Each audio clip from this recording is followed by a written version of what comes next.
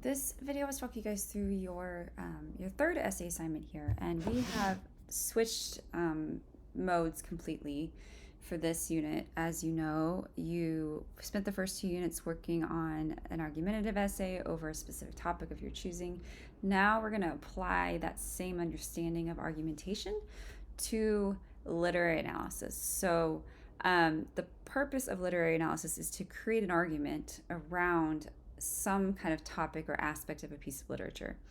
So you're going to use those same skills, but you're going to apply it to a text essentially. So you're going to develop an argument over one of the stories that you read in this unit, and you're going to analyze that story using all of the tools at your disposal that you've learned throughout this unit about how to break down a piece of literature, how to look at it through a critical lens. So first thing you're going to do is choose one of the 4 stories that you read in this unit. So Hills Like White Elephants, The Yellow Wallpaper, The Cask of Amontillado, or Everyday Use. Develop an analysis of that work. So you probably have done this in your high school classes. So you're going to contextualize that analysis by bringing in specific literary terminology from the lectures. So characterization, setting, point of view, conflict, etc. Create a thesis argument around that focus and include main ideas that are supported by specific evidence from the text. So what you do in your first 2 essays, where you pull in quotes from experts that support your claims, you're going to do the same thing here. But what you're going to be doing is pulling in quotes from the short story that you choose to analyze that support your analysis about the text. So consider a few things here.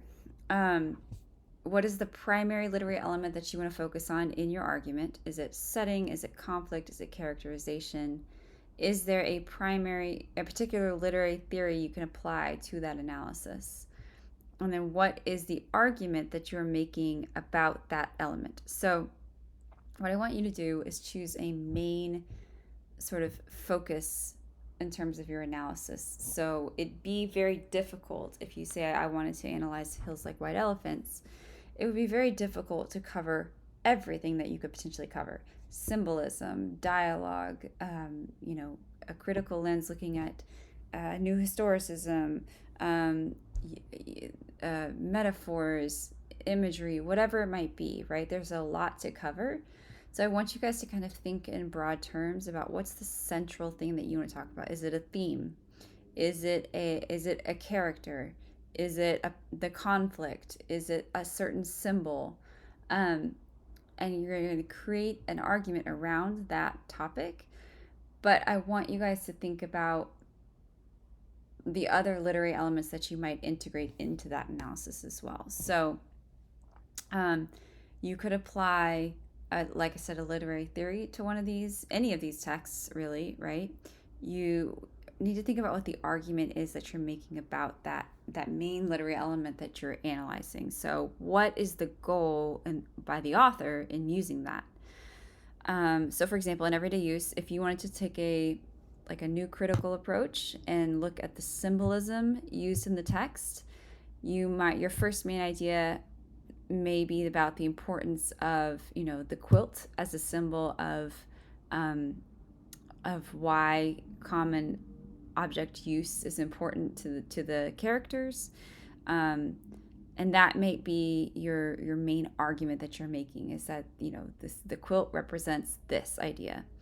If you say looking at the Cask of Amontillado, and the central thing you want to talk about is conflict, or let's say setting, the importance of the setting, you might have multiple main ideas related to the idea of setting, but you could also bring in other ideas into that. So if you're going to talk about the setting being, driving the setting, your thesis could be something like the setting of the catacombs is centrally important to, the message that Poe is trying to convey. And then your first main idea could be around, how death and decay are represented through the idea of the catacombs, and that foreshadows Montresor's death. Your second idea could be about how Carnival is taking place above ground, and that's, freedom and excitement and new beginnings versus what's happening below ground, which is, like I said, death and decay in the catacombs. And then your third main idea could be something like the central importance of the way that the imagery that's integrated into the description of the catacombs in helping to create a certain meaning for the audience. So think also, like, lastly, about how maybe the author's own experiences or background or the historical context kind of influence the work or the meaning found in the work. So this, for example, in the Yellow Wallpaper, you might look at how Gilman's own experiences with the rest cure and postpartum depression influenced what she's trying to say through this text. And then lastly, think about a critique that you can make in a scholarly manner around that text. So you don't have to answer all these questions. These are just ideas to kind of get you started. But in literary analysis, this high-level literary analysis, you can, offer a scholarly critique of the text. That doesn't mean a negative critique. It could be positive. But think about what are the things that you might be able to make an argument around within the text. So you need to include at least 2 research sources in your works. Again, the college is requiring that we, utilize the library database. So one of these sources does need to be from the library database. The other can be a credible scholarly source of your choosing. So that's things like biography.com, history.com, anything with a .edu in it. Things like 123help.me, gradesaver.com, not acceptable. Make sure you cite them correctly in the text and in the bibliography. And make sure, like I said, that you are utilizing these sources just like you're using the short story itself to support your claims. So back to my example, if you say we're talking about the setting in the Casca of Amontillado and the imagery and the way that Poe describes it being, important, then you need to pull in specific quotes from the text that show that, and or you need to pull in quotes from the outside sources who talk about that. Make sure that you have, like I said, a good intro and a clear thesis claim, a couple of main ideas with solid relevant evidence to support an analysis around that evidence, and then a conclusion which kind of wraps everything up. So your essay needs to be 3 to 4 pages in length and is due by Sunday, December 4th at 11:59 p.m. Your minimum page length must be met, like always. Proper MLA required, everything checked for plagiarism, and do include the bibliography. Your final essay grade is going to be compiled of an outline for 20% basically of that essay grade, and the final draft is 80% of that essay grade.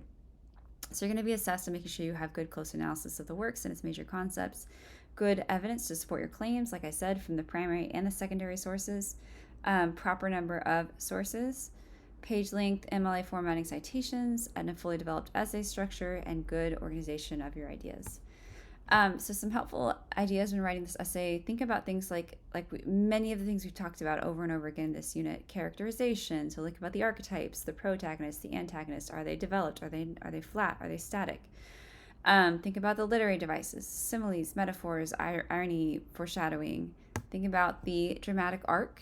Think about the conflict, like we've talked about, man versus society. Think about the point of view. Is it first person, second person, third person, omniscient? Is the narrator reliable? And then think about the literary concepts like themes, motifs, allusions, styles, symbols.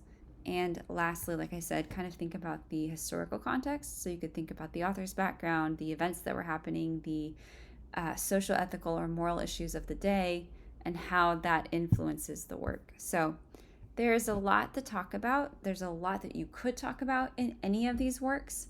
That's why I want you to choose A, the work that is most interesting you, and B, the primary focus of your argument should be what you found most interesting about it in terms of literary elements. So whether that's, like I said, the characterization, the conflict, the plot, the setting,